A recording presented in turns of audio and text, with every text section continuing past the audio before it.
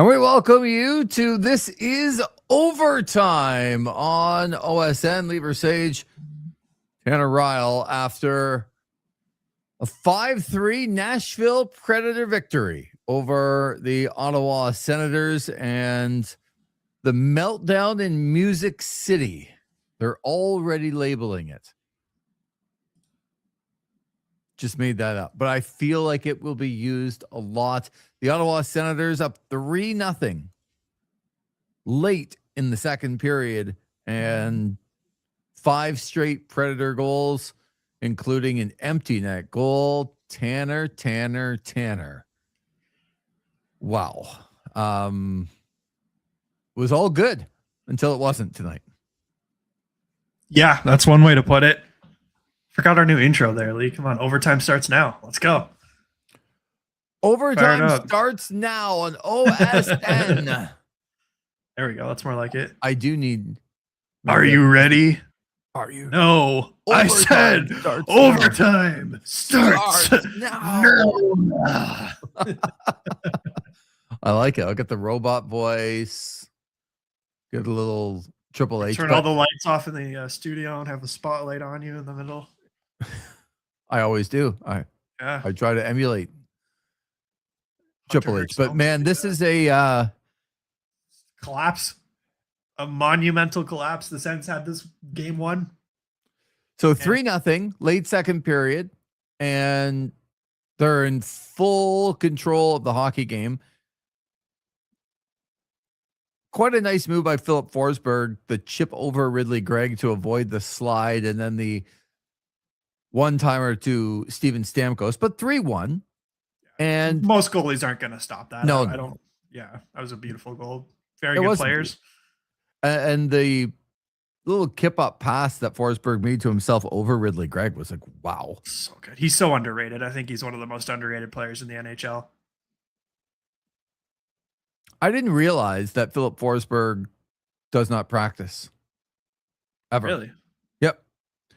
I might have got that. I saw him on the Amazon Prime show they did last season. Face Off. It was really cool. Yeah, Face Off. Yeah, and so that's where I'm getting this from.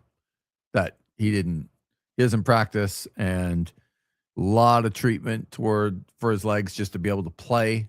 And remember when people thought he was coming to Ottawa? Yeah. That he posted that one Instagram story. He's like, "Oh, this is a beautiful city." I think it was like a free agent year or whatever.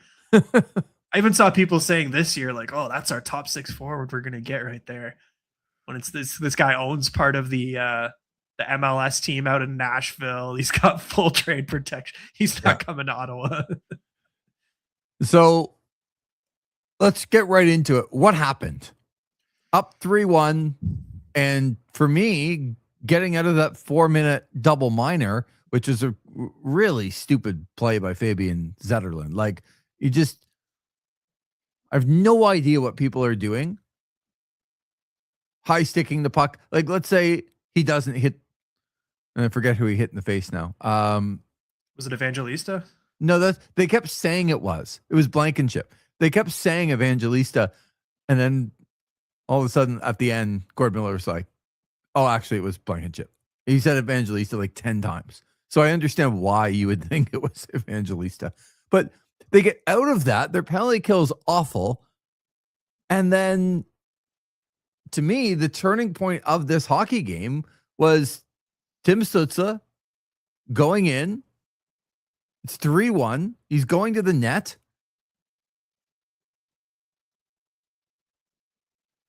And he complains about a call that was a marginal penalty. And all that. I don't know what the Sens did on the line change, Tanner. You can explain it to me. How you're up 3-1. How do you give up a 2-0? How? Yeah. You can't have a sloppy line change like that. And I also partially blame Tim Stützle. Like, should that have been a call? Yeah, maybe. Maybe it should have been a call. But you don't need to sit in the net and stare the referee down, because that is the reason that Tim Stützle does not get calls, and the reason why a lot of people around the NHL see him as someone that embellishes. Whether or not that's true, which I think he's gotten a lot better at not doing that the last couple of years. But he complains all the time. But he complains, yeah, and he is constantly shaking his head. I saw a lot of this tonight. Yeah. You got to get that out of your game, man. For those listening, that's Tanner shaking his head back and forth. Hey, we don't have any audio listeners quite yet. I don't have to worry about that. Everybody's on the good YouTube page here where they should click subscribe and like. Yep. Because they can do that here. But I don't know what it's going to take for Stützle to show that level of maturity, but he should have gotten right back up right there and get down the ice, get your man. But yeah, there was a sloppy line change mixed in there as well. And then what does he do after that? He's frustrated. He takes his revenge out. He does a cross check on Stamkos that gets called, and then that's another poor PK by Ottawa. Right. And that's the second power play goal that goes in and ties the game. Stamkos' second of the game to make it 3-3. And at that point, they kind of settled down, and it really looked like both teams were headed for overtime, going to get their point. The non-conference games, it's not that big of a deal. You're just looking for your second point. Make sure you get one. And then, I mean, I don't. It's a poor play. It's not poor effort, but it is a poor play. Jensen goes back to get the puck, and he just completely gets out-muscled by O'Reilly because he loses body position and the puck. And then the O'Reilly puck goes right around Thomas Chabot.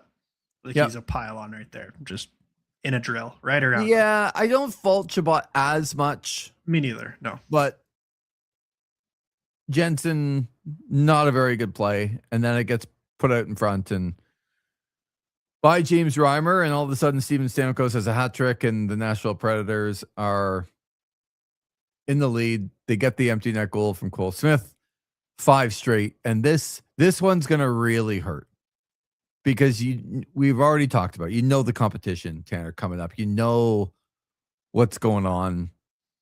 And I mean, you had 2 points, I don't want to say in the bag, but when you're up 3-0 late second period and you can't get a point, that's as discouraging. You saw the frustration out of Brady Tkachuk breaking his stick over the net. Kind of knew Ethan would be in after this one, but we always appreciate Ethan. I'm actually looking forward to speaking with Ethan tonight, just to see where his mind is at. Get Nick Jensen off this team. I don't want him playing another game in the Sens sweater. I don't know what the hell he was thinking, but he cost us the game on that play. Yeah, I mean, he went back for the puck, Ethan, and he was trying to, pin his body between the puck and O'Reilly, and he got out-muscled. O'Reilly's a big guy, but it's one of those plays that shouldn't happen, for sure. Yeah. I wonder if we see Matt and Paolo in the next week or so, and Jensen will sit a game, but we do know that Travis Green likes his vets. And also, I'm not sure how much better Matt and Paolo makes your team playing on his offside compared to Jensen. Agreed. But I think it's a poor play. And I think if Steve Stais could make any move right now, it's probably upgrading Nick Jensen. But definitely agree with this, or with that. It was a clear as day penalty on Tim. Immediately after that, Saros takes a clear swipe at Brady, trips him, goes uncalled. Wah, Ethan. Give me a break. Was not a clear penalty on Tim at all. McCarron got a penalty. And remind me who was driving to the net. Was it Ridley Gregg on that play? I think so, yeah. Okay, same. Ridley Gregg goes down like he's shot. All McCarron did was lift his stick, and they called a penalty. So, Ethan, I don't hear you complaining about that. I don't hear you whining and bitching about that, Ethan. But you want to, Brady was tripped up. No, not really. He went to the net. There's a bunch of guys there, and he fell over. It could have been a penalty on Stützle, but it was not clear as day. And how does Timmy respond? He does a clear as day call. Right. And shoves his stick into the back of Stamkos. But It's just, this is the stuff though that's human nature, and people don't want to admit it or understand that when every time a guy goes down, if you're moaning and whining and sulking, why would you think you're going to get the call the next time? I know they're supposed to be professional. I know they're supposed to call what's in front of them. But guess what? They're human too. And if I'm the referee, yes, you have to call what is a true penalty because you're getting judged by your superiors. But if there is a 50-50 call, no chance. And that's where Tim Stützle, he still gets a lot of calls. But I wish he understood that what he did in that play, what he did getting up and sulking and not hustling back, it kind of had everybody watching, including, I guess, the line change.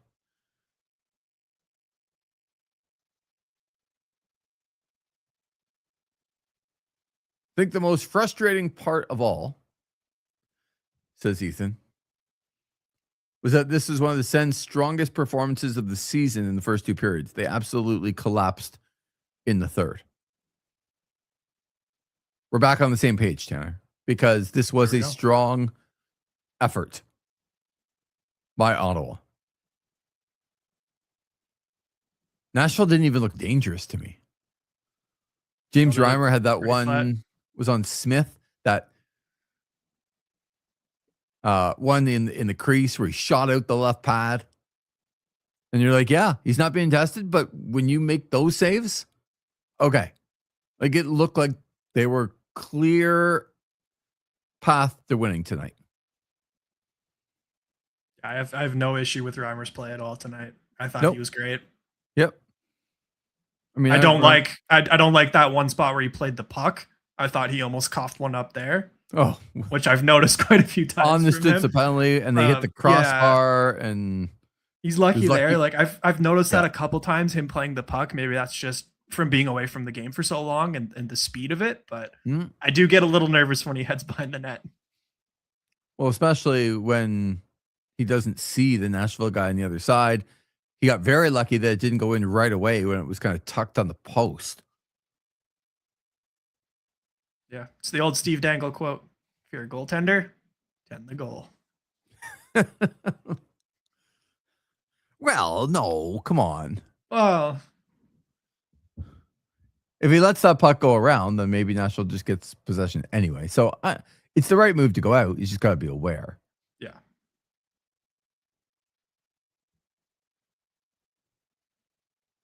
But how are the numbers tonight for old Jimmy Stu? How about no points at -3? Not great. And I feel like he's had a bit of a rough stretch lately. Yeah. I don't remember noticing him a ton against Columbus. Obviously he was fantastic against Montreal. Detroit, another rough game there. It's been very back and forth. There's some nights where he looks like that game breaking forward that you hope he is, and then it's some like tonight where he's taking bad penalties. He's showing a little bit too much of the wrong emotions. Yeah, yes, totally agree.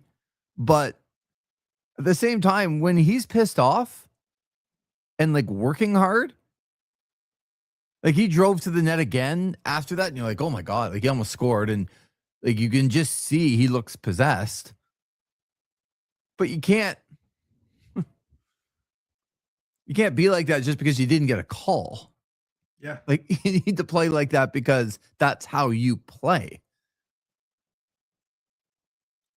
See this Tanner. I'm sorry I'm going off. I get that I'm angry. I get my takes are a bit irrational right now, but my goodness, the Senators literally threw these 2 points that they had locked up away. Look at me with some self-awareness.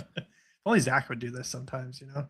Now, Ethan, you see the gentle tone of my voice, the calmness. if you just instill some of this, you're right. You are self-aware for a moment, and we are enjoying it.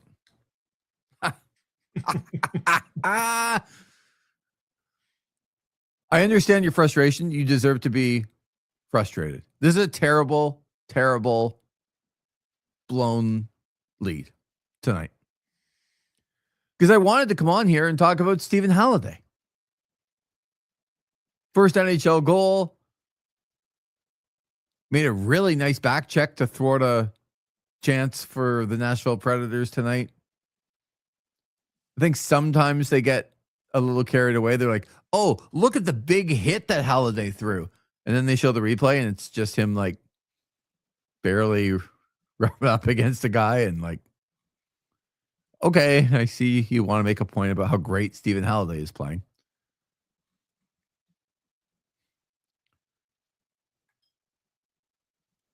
But Jake Sanderson blocks a shot and you get worried for a second. He comes right back.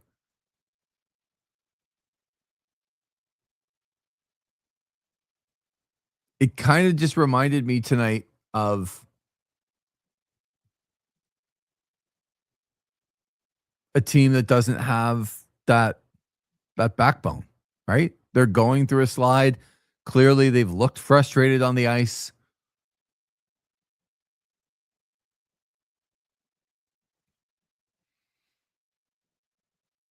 I don't think I noticed. I knew Pinto was winning a lot of draws tonight. How about 14-2? That's a cool 88%.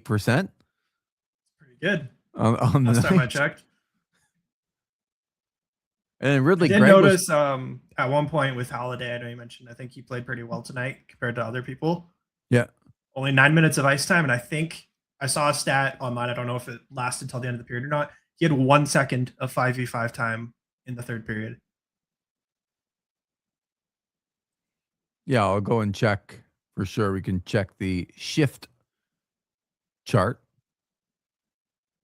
I always say it a little bit drawn out like that, only because shift doesn't always come out correctly.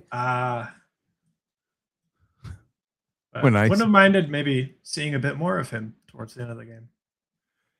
Yeah, I think in a moment like that, when your team's kind of melting down and you're looking to protect the lead, which they had a 3-1 lead, you just don't want somebody out there making a mistake. Now, the veterans made the mistakes, which isn't great. But you don't want to put him. He had 2 shifts in the third period.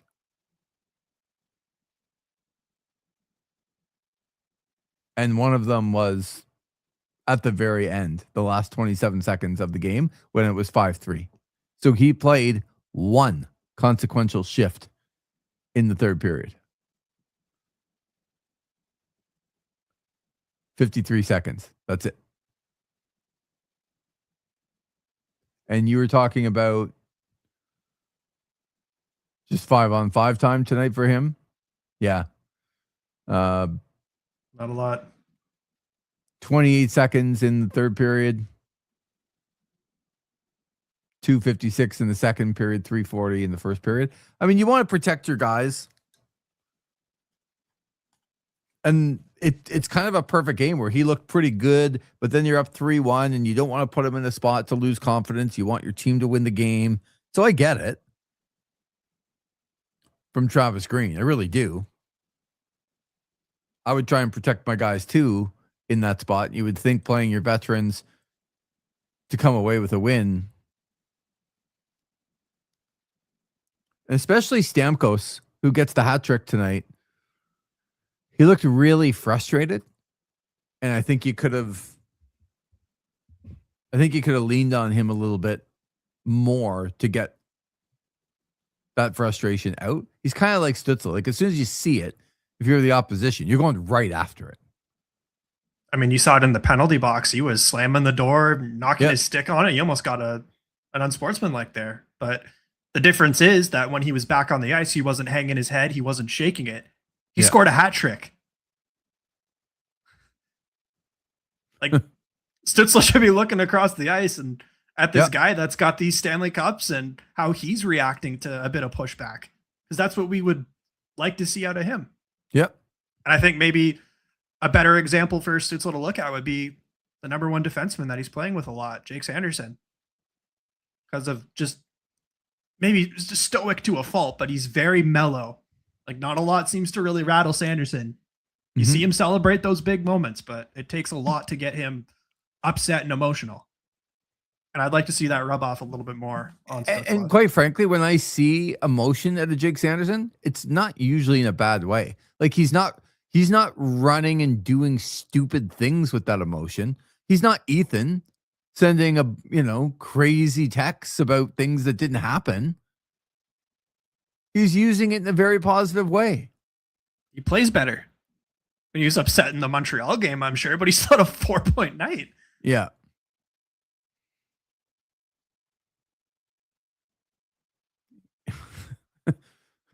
This is how you know that Ethan's like a big fan. But can I also just say, why did Travis Green not use his timeout after the third goal? Slow the game down, calm the emotions.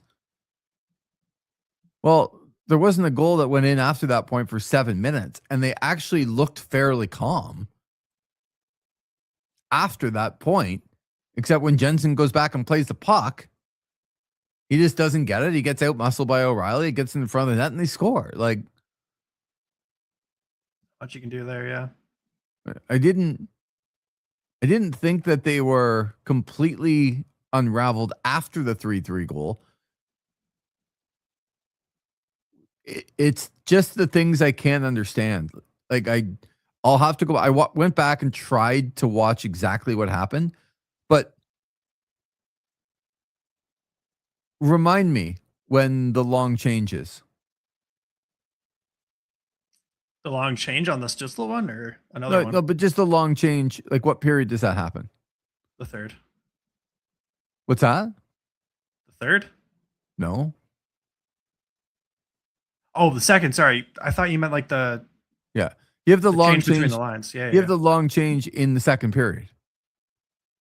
I thought you meant the slow one that like cost them the goal. Yeah. But that is what I'm referring to. How do two guys get behind you on a 2-on-0 when you don't even have the excuse that you have the long change? And you're up 3-1.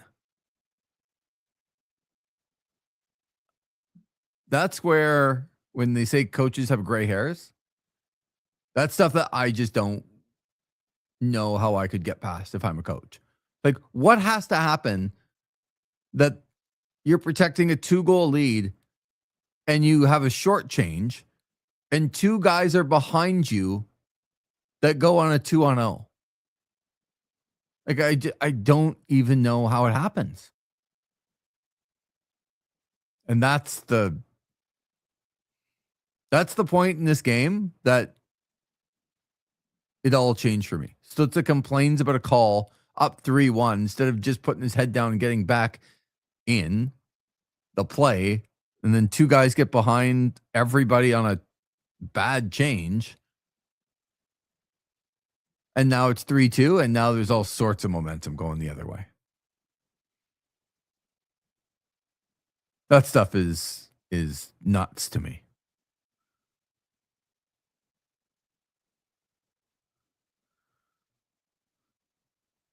You know who I did think played fairly well tonight was Ridley Gregg. I really liked Greg's game as well. Yeah. Noticeably, like lately Very. in general, he's been Very. on an absolute heater, starting to maybe show the prowess of when he was drafted in the first round. Maybe he is that eventual answer in the top 6. He was a pain in the ass tonight, like in a good way, right? Like, very noticeable that he was an irritant and doing it very well, going to the net, drawing penalties, pucks on goal, 4-0 in the faceoff dot. He was all over the place. I noticed him a ton tonight. Yeah, ever since he's gotten back from that injury and recovered, like he's been maybe Ottawa's best forward at times. Yeah, I would agree. He's a big part of that second line.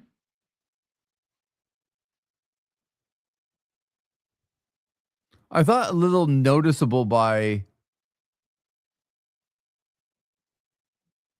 Oh, I can't believe he only took 3 draws tonight. Claude Giroux took 3 draws the entire night. Seems odd for him. It is. You wonder if he was banged up at some point, because I didn't think he was very noticeable at all tonight. Yeah, pretty quiet night for MG, but I mean, with how much you've been getting out of him lately, I'm not upset about it. He's been one of the best Senators as of late.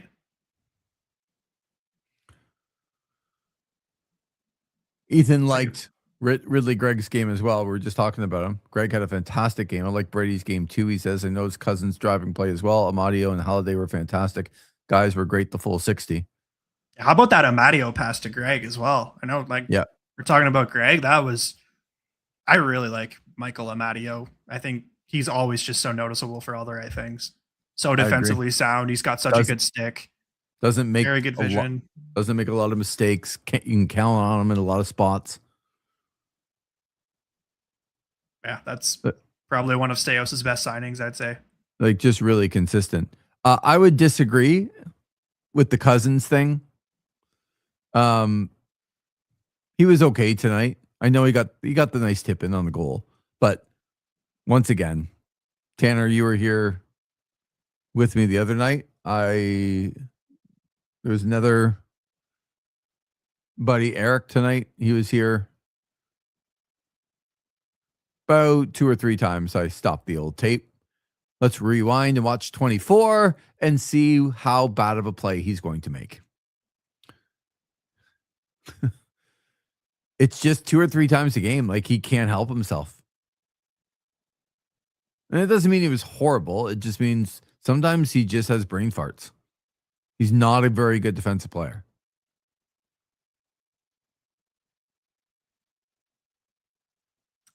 Great on the power play. Yeah. I mean, what's the stat there? He's up there with some pretty big names for power play points as of late and just on the season. But yeah, you do see a lot of those defensive lapses. I still think if you're the Senators, you make that swap any day just based on availability. Yep. And he's shown flashes, but yeah, I didn't really notice him in a good way tonight. I did like Brady's game a fair bit. Yeah, I saw a lot more out of him than we have at I times agree. this Yeah, season. he hasn't been very noticeable, and he was noticeable tonight. I think the last couple of games you're starting to see Brady come back a little bit. I wonder if it is just the health thing, getting back into 100% game shape, getting a little closer to the Olympics as well, but I'm not going to stir that pot. I think that's a fair thing to say. It is. But yeah, I liked Brady's game. Ridley Gregg, Holiday, obviously, that was a decent goal. Nice to see him get his first. It's funny how much time we talked about how he's a disher and he's not going to shoot on the pre-show. Well, was it a shot? It was just kind of a poke. Yeah. He'll take it, though. He seemed pretty happy. Just again, unfortunate it couldn't have been the last game against his big state there. OHIO or that's it. I don't know football. Because you would say OH, and then I would say IO. Okay. That's how it goes. It's one of those, like, you're in a crowd of people and you don't know the people, but you go OH, and you see if people kind of like the Reimer chants I heard tonight. Wasn't quite the level of Corey Crawford in the playoffs a number of years ago. Yeah. But definitely heard a few of them. After the first goal, I was like, what are they doing, you know? I've been at Sens games too, where they start chanting at the goalie after one goal and we're down, and I'm like, come on, guys, we're not winning the game. Like, what are you doing? Yeah, but it's fun, but you know, and I heard it after. I know, but I call it an event crowd in Nashville. Like, do they know their hockey? Sure. Yes, the 15,000 people that go all the time, they really do know their hockey. Yeah, they're learning, but it's an event. They want something to do. So it's like, we need, yes, anytime the goalie does anything, this is what we're going to do. Yeah, it's like Vegas in that sense. But exactly. After the second goal, I heard more of it, and the third goal, and then I was like, okay, yeah, I mean, Might as well at this point. It's not Or Reimer's school. fault, but yeah. So just to accentuate what happened tonight to Ottawa, not only did they have 2 points all but in the bag and didn't get any after leading 3-0, but guess what? Look at the out of town scoreboard. Boston Bruins defeat Vegas by a score of 4-3. Buffalo doubles up Montreal 4-2. So the two teams in the wild card spots, Buffalo and Boston, both got 2 points. Ottawa didn't. Detroit's leading Minnesota 2-1 at the end of the second. Goes to a shootout. The Florida Panthers beat the Winnipeg Jets 2-1. Teams ahead of Ottawa tonight. Florida got 2 points. Boston got 2 points. Buffalo got 2 points. To make matters even worse, team below them also got 2 points. Columbus. They 1-0 victory over the Dallas Stars. I did flip it over and watched, and quite frankly, just a great overtime and then a shootout that went 6 deep in the Carolina-Chicago game. Terrific goaltending. How about that Brandon Bussey guy? I mean, on waivers to now he's got the starting role pretty much locked up, and I mean, we're going to see Carolina here pretty soon. It's a very good hockey team. And sure, maybe you're getting sheltered a little bit by that defensive structure and the Rod Brindamore system. But for sure. It's impressive nonetheless. Yeah, Freddie Anderson was in goal tonight. Okay, well, never mind any of that then. But no, but I think your point's well taken, though. For sure. But I mean, Spencer Knight as well could have made the U.S. Olympic team. Oh, did he look good in overtime in the shootout? He looked so good.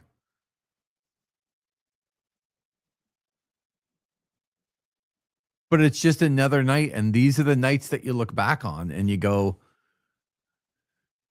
you're playing not a very good team. You're up 3-0. Late second period.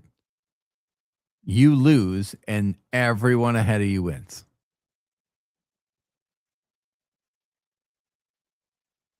Like everyone they're trying to chase won, except for Montreal, I guess. But Buffalo was the other team. So all of a sudden, from a night where they were 5 points back and they could have actually leapt over, depending on what was going on. They could have leapt over just with percentage points, Washington, New Jersey, and Philadelphia, and Florida tonight. They could have gone over all of those teams. But instead, they're 7 back, and they have to pass 6 different teams, and now Columbus has the same amount of points as Ottawa does behind them. And then again, what did we say going into this game? You just can't take penalties because you know that one of every 4 or more are going to go in. And I really thought, Tanner, after the 4-minute minor that Nashville really didn't look dangerous, that was going to be okay. This is a huge kill. And they kill it, and like seconds later, the Stützle then giving up a 2-on-0, and we know what happened. Then the Stützle penalty, and then that power play looked great for the Preds. Second power play goal against. This is just a hard one to swallow. It's like as soon as they figure out the goaltending thing, it's the PK again. Now it's the discipline that's really crept up, I think, in the last week or so. Because this wasn't a story back at like the Colorado game where there were so many other stories. Right. But yeah, this team's, especially since the Montreal and Detroit on the weekend, I got some real concerns around the discipline here and this team's ability to stay out of the box. And it's really starting to kill them with a frankly piss poor penalty kill. Yeah, it's dreadful, right? Like, It's really bad. And for a team that like prides itself on playing hard to play against and good defensively in this Travis Green system, when they're shorthanded, it's anything but that.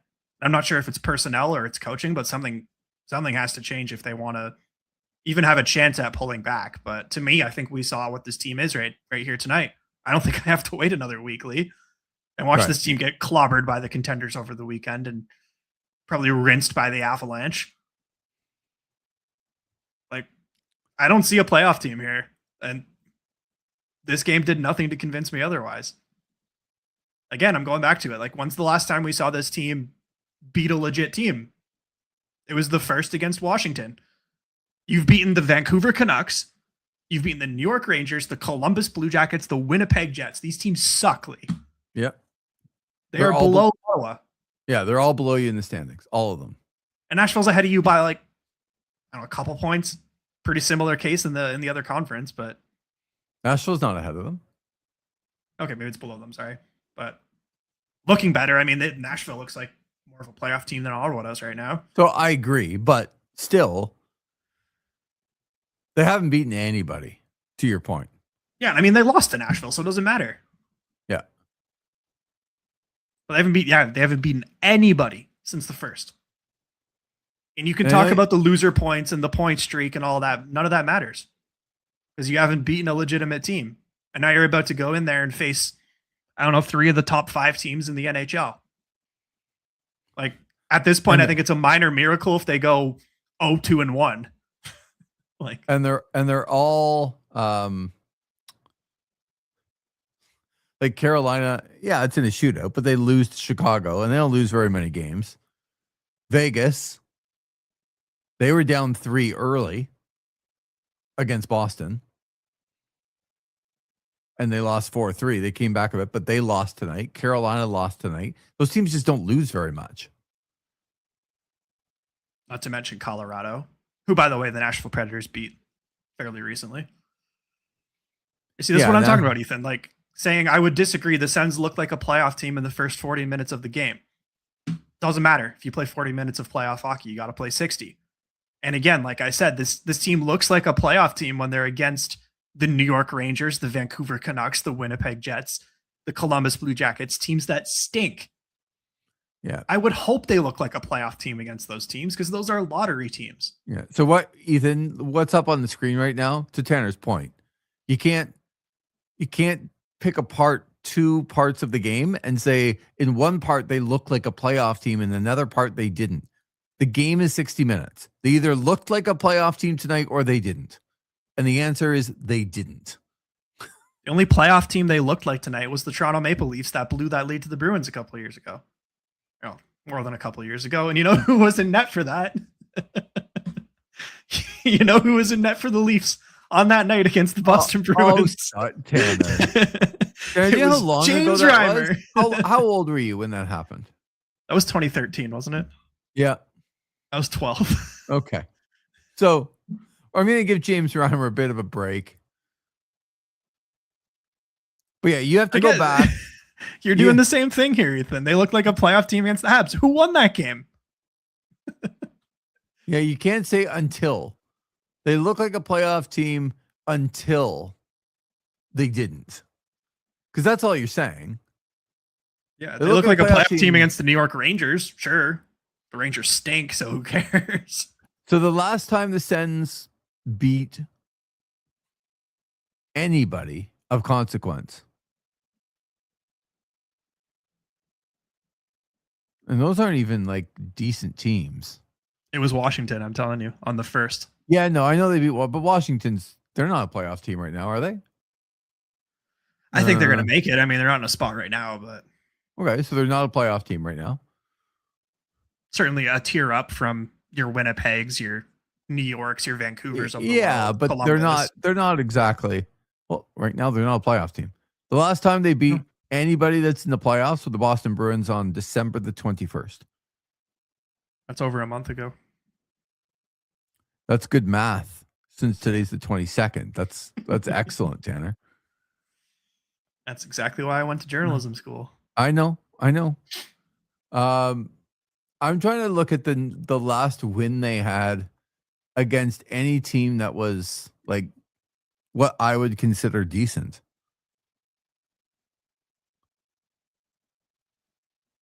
So I happen to not consider Montreal. I don't think Montreal is a good team. I mean, I they're a think good they're regular season team. yeah, I think they're okay, but they beat Montreal on December the 2nd. And they did beat Vegas in a shootout on November the 26th. But this is how far back we're going. Because they beat Columbus a couple of times. They beat Winnipeg a couple of times.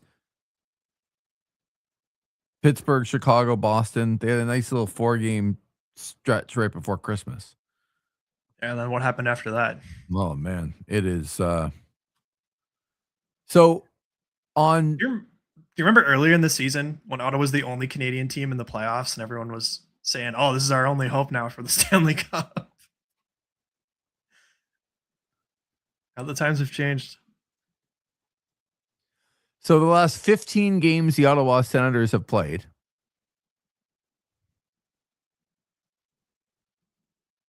they have 5 wins. Columbus, New York, Rangers, Vancouver, Winnipeg, and Washington.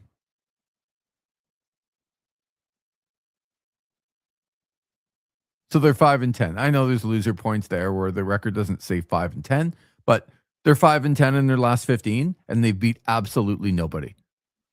That's who the Senators are.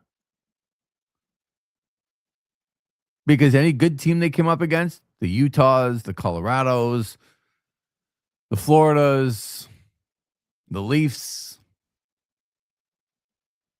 couldn't get it done. Yeah, and I'm all for the optimists online that still think this team has a chance of cracking a playoff spot, but I don't see it. I really don't. And I want them to be there. I mean, yep. Of course I do. We've kind of beaten it to death a little bit. Carolina, Vegas, Colorado. Jersey's a team that doesn't get a lot of respect. They should beat them, but I already lost to them once this season. At home. Tanner was there for that game. They're sitting right next to you. But then they have Pittsburgh, Carolina after that again. And then Philly and then the break. But man, is it hard to think that they're just going to rattle off 5 or 6 or 7 in a row before the break against It those doesn't look teams. like it, yeah. And what do you even do if you're Steve Stajos? Like, I don't think you can do much besides stand pat and see what this team really is. No, you can't. This team doesn't deserve to add right now. No. If you make as you said, if you give up a little bit more of your future to add now, you're probably not making it anyway.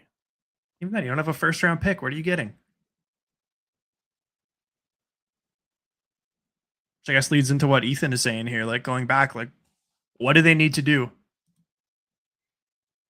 to sort out the special teams? I don't even know if I'd say special teams. Like, their power play is 7th in the NHL right now, at least going into this game. Maybe it's shifted slightly, but the PK's bad. Yeah, he can't say both special teams are an Achilles heel. I wouldn't say the power play is an Achilles heel. No, the power play is fine. Well, I'm sure Ethan will just find out, like, you know, who's responsible as the assistant coach of the penalty kill, and let's fire that guy. I mean, Justin Peters doesn't look too bad right now. I mean, oh yeah, he's doing a great job now. Yeah. How would you like to be Justin Peters going up against, well, I got an $8 million goalie in Ullmark who is not stopping the puck at all. Forget the controversy or whatever. He just isn't stopping the puck. Levi Merrilainen, Hunter Shepard, James Reimer. Like you said at the beginning of the year, that in the last 15 games, you're going to have Linus Ullmark, who's going to like leave the team on a break. He's not playing well anyway. Like he's playing like as one of the worst goalies in the league. And in comes Levi Merrilainen, Hunter Shepard and James Reimer. How do you think you're going to do? Not well. Yeah, like I don't think they're going to make a coaching change. I don't think anybody's getting fired right now. Maybe you look at assignments or something, but Oh, you always have to look at stuff like that and make some tweaks. sure. But I would agree. I think they've got a pretty good coaching staff, to be honest. Yeah. The Ethan last says, power play goal was Detroit. They're still top 7 in the NHL. Like the power play, I don't think is the concern here. The team scoring goals, like I don't think that's the problem. so hold on. The last power play goal was against Detroit like 2 games ago. Yeah. And how many penalties were there against Columbus? It didn't feel like a lot. No. So that Ethan, you're nitpicking right now. Power play's fine. Yeah, it's the penalty kill that they've got to look at. I still think like goes hand in hand with their biggest need right now. They really need a better shutdown right shot defenseman. I saw our good buddies over in Vancouver, Sakaris and Price. Matt Sakaris used to write for the Ottawa Citizen before you were born. So I just wanted to tell you that too. But out in Vancouver, they had 4 guys that were vets, and they asked on their poll which guy's most important to stay to kind of steady the rebuild. And they had Pettersson, DeBrusk, Rolnick, and another vet. Besser or Garland, maybe? Yeah, it was Besser. Okay. And there were 950 votes when I voted a few hours ago. Over 72%, your guy. I mean, I'm not surprised. I'd probably vote for him too. Like DeBrusk, Pettersson, I think most of that fan base probably wants gone.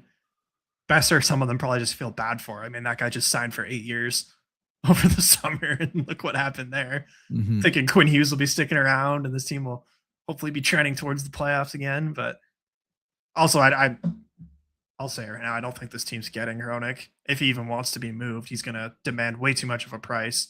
I think it's got to be a lower end guy. And why would he want to come here? Why exactly? Why would he waive his no trade to come here? What does this team have right now? Like, oh yeah, you can play against Jake Sanderson, sure, but you're not going to play a playoff game. Who cares? Right. There is a guy I have my eye on though. Another one, a bit of a lower tier guy. I would preface this by Jensen's got to go before you're making any move. Pretty much at the right shot D, like whether it's the same move or not. I think he's also a player that he signed through the end of the year. Maybe you could eat some salary and send him to a contender who just wants to add a little bit. I wonder about like Minnesota. I know that's his home state. Do the player right. Maybe send him there for a low end pick. Eat some salary so they're more likely to take him. But I've got 2 players that I've got my eye on. One of them actually just got moved as part of the Rasmus Anderson trade. Oh, okay. Zach Whitecloud, he's got a bit of term. He's a right shot. He's a stabilizing guy. Maybe Calgary would be willing to part with that for a couple picks and truly tank it up and try and get Gavin McKenna. Right. The other one I'm looking at, someone that's been tied to the Sens for a while and linked to them apparently. The Sens have been interested in him. Plays for the Chicago Blackhawks, who, believe it or not, have a very good penalty kill, despite being not a great team. I'm looking at Connor Murphy. And the ties for Ottawa come where? That Steos is interested in him? Yeah, I don't know if it was Steos or Dorian, but it's been going back a while. I think those are 2 players that would fit nicely beside Thomas Chabot and stabilize things to a point where maybe we're at least closer to what Nick Jensen was. Whether or not those players are available and they come to Ottawa is another story. I know I was looking at TSN's trade board the other day, and I think the only right shot defenseman I saw on there was Luke Shen, which I'll pass. I think that would be a downgrade on Nick Jensen. But I think those are the types of players I think we have to be looking at more than like a Philip Hronik, which is just it's not happening. But yeah, I think we got to look at those lower tier right shot guys who aren't the big sexy name, but it feels more like a Steos move to bring one of those guys in to stabilize stuff. So yeah, Right. I'm looking at like a guy like White Cloud or Murphy. Okay. Well, any right shot D that can play with Thomas Chabot and improve the top four significantly would be very, very welcome. Yeah, and I think that would also reflect on the penalty kill. Yeah, your biggest penalty killer is your goalie. And apocalyptic was the word you used, right? Last time? Apocalyptically bad? Yeah, which I don't think was very far off. But I think now you've sorted the goaltending out and the PK is still hurting you. So I'd be looking at a defenseman next. Which I don't know that they've sorted the goaltending out. I mean, Reimer's brought a little bit more stability. He's that break glass in case of emergency guy. But you need to, the goaltending has to be improved first, and you're not going to do that this year.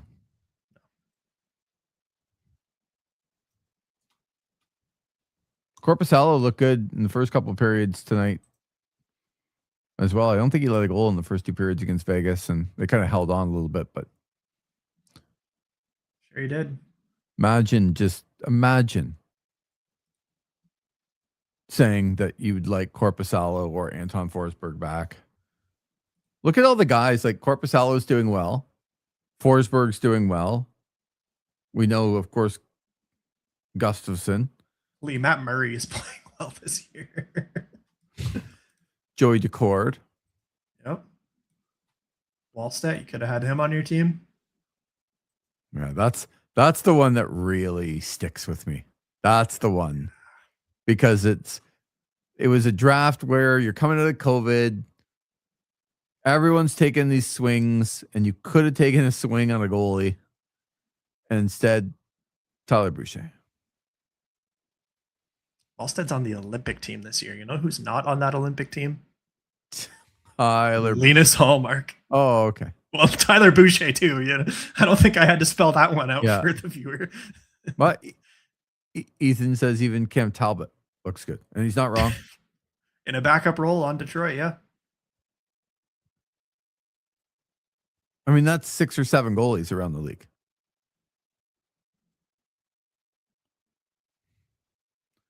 Speaking of, you mentioned Matt Murray. I was going to bring up that I think this is what good teams do for me. Like when I think about how teams rally for each other, people can say all they want about whether what's gone on in Ottawa is true. I have no idea. Like I literally have no clue. But did the Sens rally around the Linus Ullmark thing? No.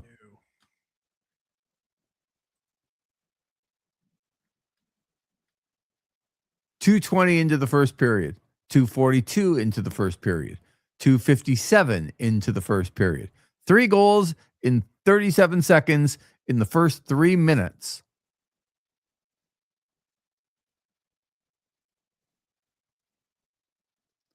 The Pittsburgh Penguins 6-2. Oh, Stuart Skinner didn't start tonight. See, I thought Stuart Skinner was going to start tonight. Is it Shilovs? Yeah. Skinner would look like an upgrade right now, too. That's a big win for Pittsburgh, though. They're one of those teams that they just kind of keep winning. They're starting to convince me, man. And you think they're going to fall off, but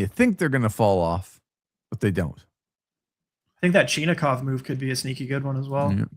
Erickson, looking back at the Preds' second goal, it looks like Chabot successfully collects the puck in the corner after Stützle's power forward attempt, but backhands it blindly in the net where Evangelista.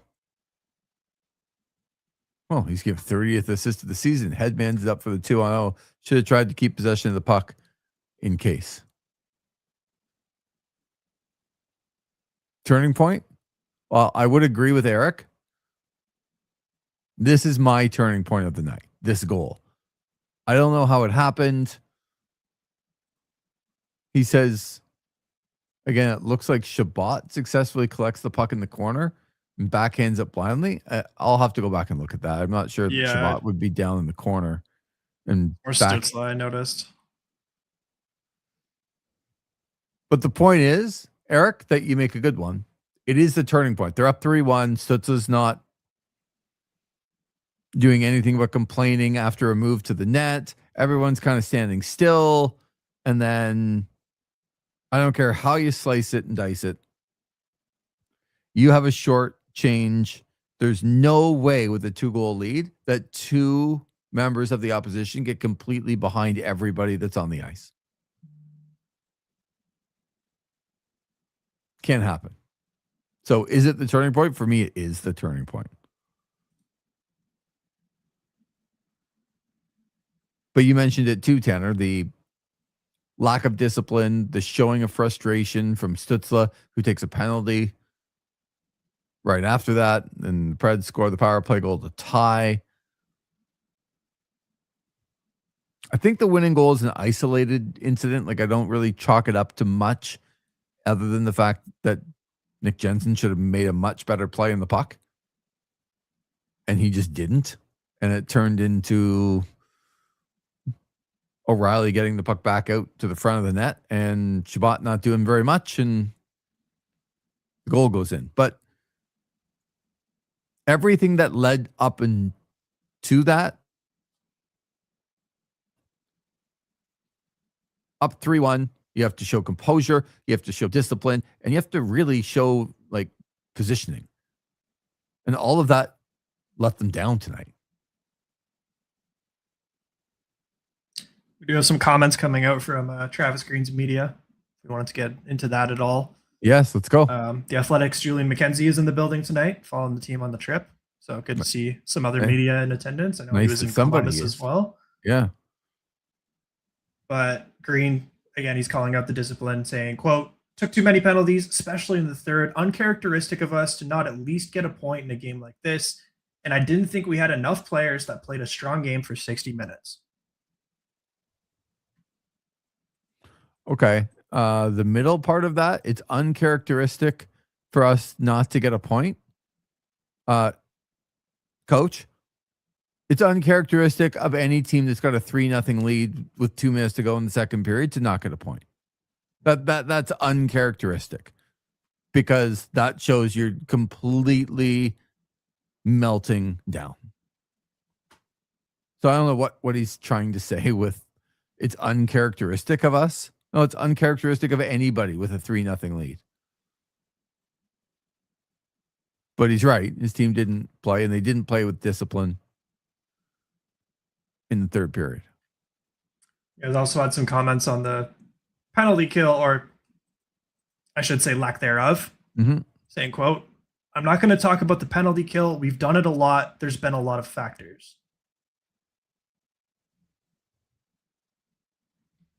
Okay. And then further, it's really good at home. It hasn't been good on the road. If we can pin it down, it'd be fixable right away. But it's not as simple as that. Yeah, I don't love the "I'm not going to talk about it" thing. No, it's other than the goaltending, it's the biggest hole on your team. Teams score at an alarming rate all year long. I know you're frustrated about talking about it, but that doesn't mean you shouldn't be asked about it and give a better answer other than "I'm not going to talk about it." Like, we can look at the stats too, coach, and say, yeah, this team's been better on the penalty kill at home and worse on the road. Like, okay, tell us why. Why is it bad on the road? What is happening to this 4-man unit? If there are a bunch of factors, what are those factors? He also said, quote, "We've got to be smarter, can't take stupid penalties." Hmm. Tim Stutzla said, quote, "I think we're taking too many penalties." Thanks, Timmy. I didn't notice. Did you take one tonight? Yeah, you did. Dylan Cousins, we definitely do ourselves favors. Don't do ourselves favors. He said, okay, well, yeah. It's worded as this on X. We definitely do ourselves favors by taking as many penalties as we do. I don't know if he's being sarcastic or if that was misquoted, but yeah. It's probably just meant to say don't. We don't do any favors. You're right, Dylan. We don't. They don't.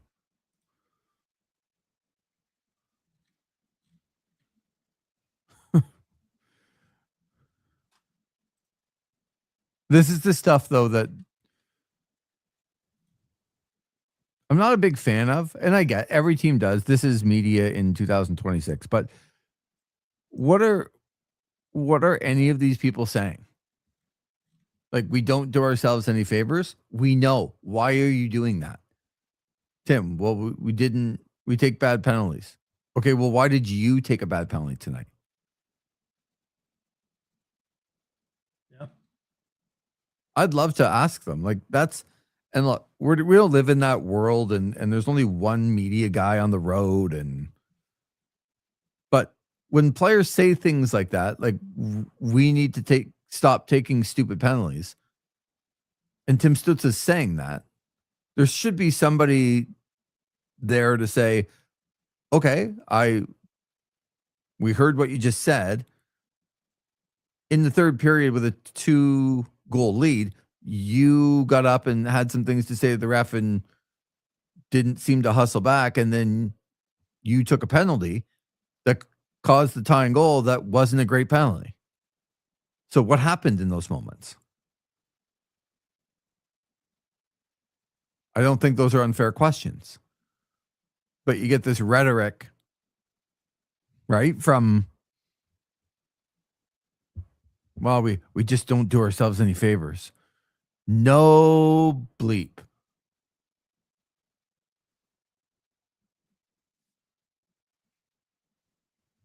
Ethan's talking about the summer now.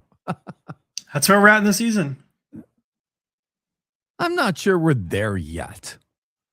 Because for some fans. Because if they beat Carolina and Vegas, and then they got 2 days to think about their revenge against Colorado, everyone's going to be back. You know what? This team just has guts. That's all we're going to hear. We're a guts. We're a gutty team. Gutsy team. The pesky Sens are back. Yeah. I'm genuinely concerned about what happens to this team in the offseason when we don't make the playoffs. Will core pieces want out to key RFAs like Giroux walk? It's a sobering thought right now. You don't have to wait till the summer to worry about Giroux. He's 38 years old. You don't think he wants a Stanley Cup? I would say there's nothing tying him to Ottawa anymore. He's given the Senators more of his late career time. They're not close to winning a Stanley Cup. He's going to do whatever he wants to do. And if he, like, we all read the rumors in the summer. What was that other team that was rumored to want Giroux if he didn't resign here? Was that the Montreal Canadiens? That was indeed the Montreal Canadiens.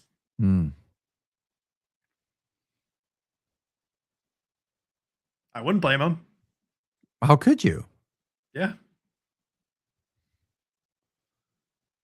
As for the other free agents, I mean, like, you lose Perron, you lose Jensen. I mean, right. You're actually hoping to lose them. And I'm not trying to be mean, but, like, you could use Nick Cousins back probably. But yeah, I mean, he's fringe. The player he once was. Yeah. Lars Eller. Jordan Spence doesn't have a contract. Elder might be gone at the deadline. Well, yeah, but they're all pieces that you would move out if you could get somebody better. For sure. It's the core pieces thing that I think is the real talking point there. You know, Drake Batherson will be up for an extension on July 1st. Every day we get closer to the day that Brady Tkachuk needs a new contract. That's what you have to worry about. Because, like you said, regardless of the rumors and whether or not what was true, the most concerning thing is that after that all happened, we didn't see this team gel and come together. And it was very weird. Not what you would expect from a team that's like on the same page. And that's go over it, but that's the concerning thing. Is that you almost wish there was a little bit of adversity for a team, because when there's adversity, you have a chance to kind of bond together and overcome it, right? And yeah, you don't wish ill will on anybody or bad things to happen to somebody on your team or whatever. But if you're a good team, adversity brings you together and makes you stronger. And whatever happened with the Ottawa Senators, if something happened, if nothing happened, they didn't come together when things were tough. They went the opposite way. Look at them come together tonight when they start getting a bit of pushback.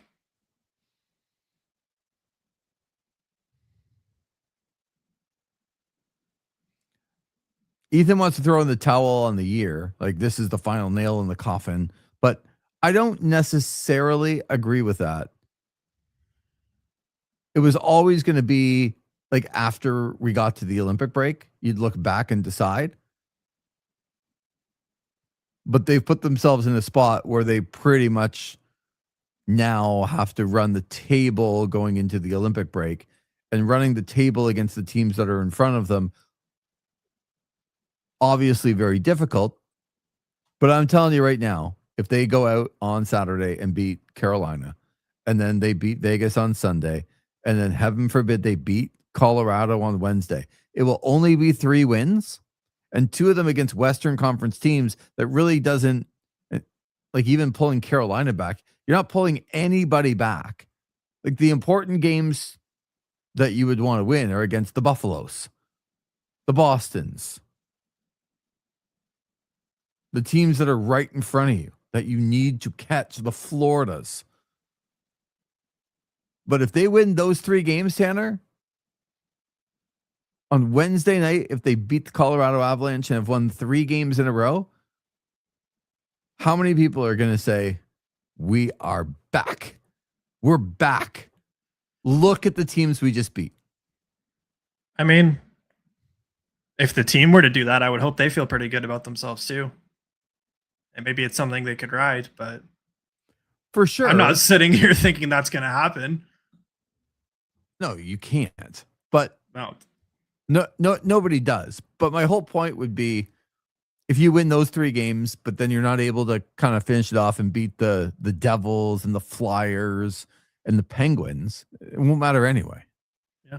You got 7 games left before the break. And like, you're going to have to win like 6 of those. And you still won't be in a playoff spot at that point, but you might feel better about yourselves. So there is still time, Ethan, if that's, you're looking for some positivity. There's still time, but they're putting themselves in a spot right now. And to this point, Ethan says that they have to go 5-2 to even stay close. Yeah, I would say to give yourself a real chance, probably better than that. Probably like 5-1-1, 6-1, that type of thing. And with the type of teams that you're going to beat, it's going to give you some momentum. But they put themselves in a spot where you pretty much have to beat these really good teams. And I don't see any part of their game that says that they can compete for 60 minutes against the Colorado Avalanche. Or like, even Carolina is so fast. When you watch them play, they are so fast. And the one thing Ottawa is not, other than, I mean, Tim Stützle is, and there's a couple of guys on the team, but as a team, they don't play fast. And their defense is certainly not fast. Aside from Sanderson. Yeah. I mean, he has some of the best bursts in the league, but.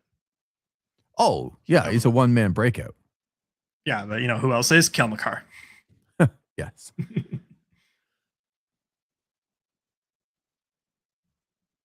Oh boy. You're going to the Saturday game, correct?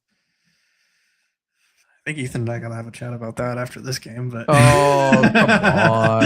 No, I think we're gonna go. It's Star Wars night, so I'm excited for that. And Jacques Martin is going into the Ring of Honor. Well deserved. Overdue, I would say. Some of the changes that the team's making, things like this are good. Yeah. If you can't sell wins, sell nostalgia. Well, it's an exciting night coming up.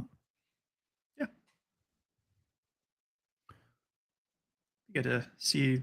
I've heard the graphics are pretty cool this year. Remember they were at the San Jose Sharks. They had the San Jose Shark. He looked like Jabba the Hutt. I don't know. I know you're not a Star Wars person, but it was pretty funny. Okay. They had the members of the 501st Legion. It's a great charitable costuming group where they dress up like as stormtroopers and Darth Vader, and they were roaming the concourse. Okay, nice. So, if the game's not great, we'll walk into there and those nights are fun. Darth Vader. Right? Like they're fun nights. Get the kids out. I love this, Ethan. I think we've seen one singular 60-minute performance, and that was the Montreal game after U.S. Thanksgiving. From Travis Green, needs to be a key focus immediately. Yes, one game we played well. Here's the tape, guys. It was 2 months ago. You know, this team needs to do. They need to book a trip to see U2 at the Las Vegas Sphere, and then pull the plug on that on the players. There we go. The old Nashville Predators trick, eh? There you go. We'll go right to the playoffs and get bounced in the first round. And we'll call it a success.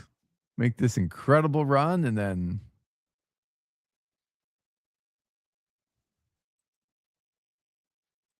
so yeah, I mean it should be a fun weekend to see kind of what they are, but this is a tough one to overcome tonight. Especially looking down the barrel at who's next. Yeah.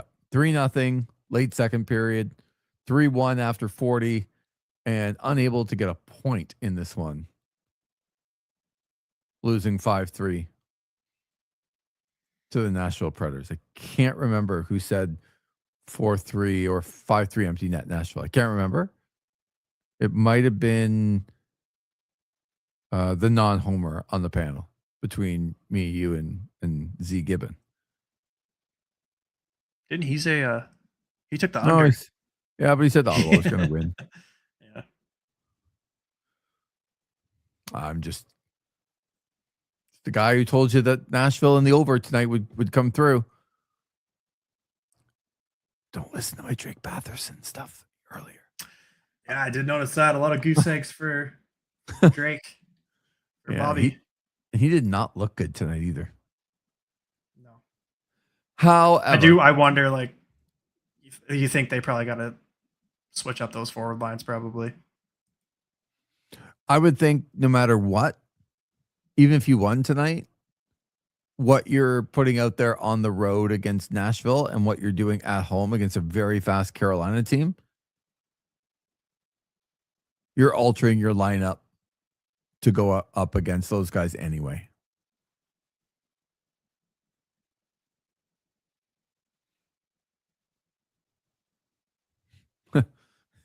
I think we conclude with Ethan's here because you know what I'm going to focus on, Tanner?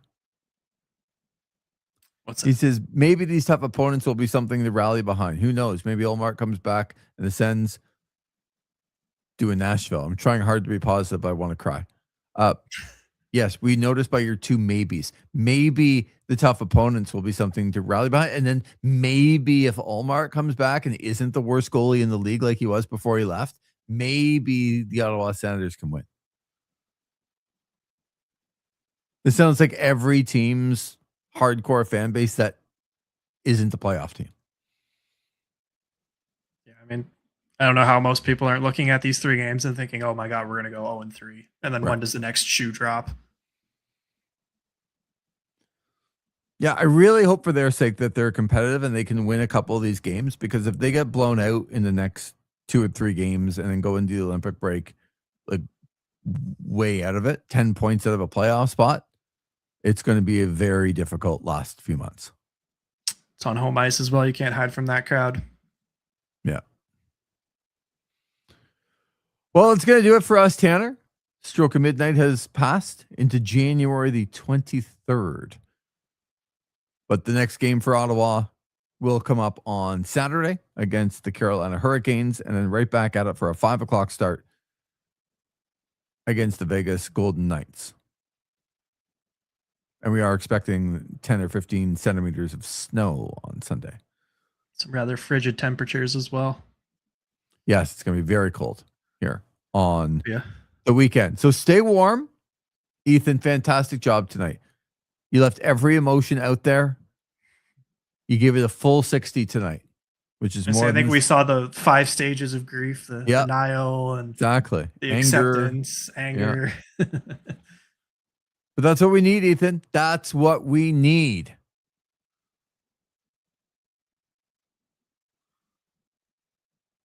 So thank you, Eric, also joining us on the chat.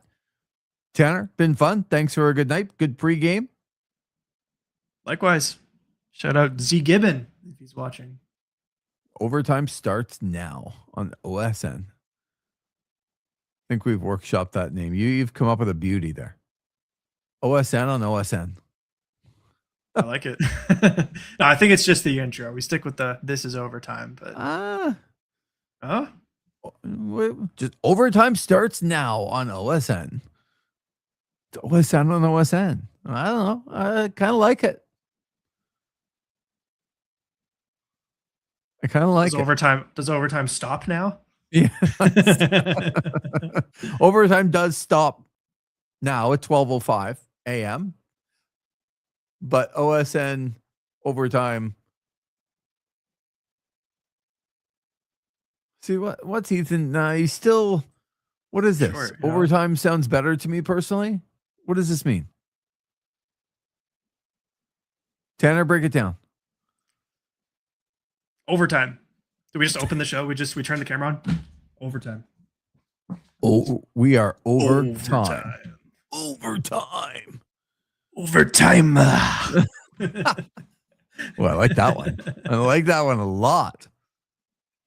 All right. Hope everybody has a good weekend. Tanner, great to be able to talk to you, and we'll talk to you again on the weekend. For Tanner Ryle, I'm Lieber Sage. Once again, the final score, 5-3. The Nashville Predators come all the way back and defeat the Ottawa Senators.